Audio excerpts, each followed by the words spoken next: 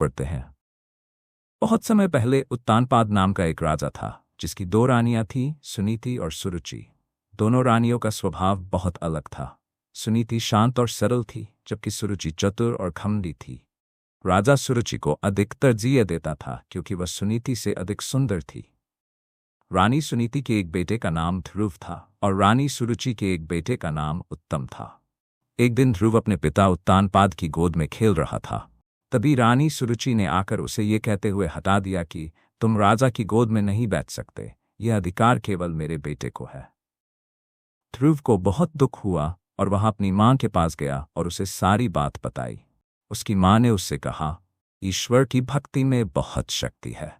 यदि तुम सच्चे मन से ईश्वर की पूजा करोगे तो तुम न केवल अपने पिता की गोद में बल्कि ईश्वर की गोद में भी स्थान पा सकते हो।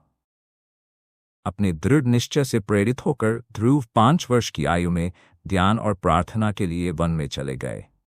ध्रुव के दृढ़ निश्चय को देखकर ऋषि नारद ने उन्हें घर लौटने के लिए मनाने की कोशिश की, लेकिन ध्रुव अपने निर्णय पर अडिग रहे।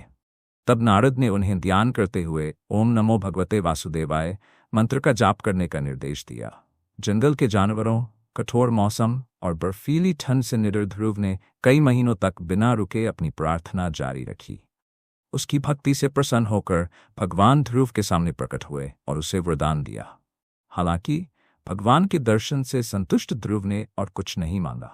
भगवान ने उसे आशीर्वाद दिया, ये सुनिश्चित करते हुए कि उसका नाम आकाश में सबसे चमकीले तारे की तरह चमकेगा, और ध्रुव को ध्रुव तारा के रूप में जाना जाने लगा।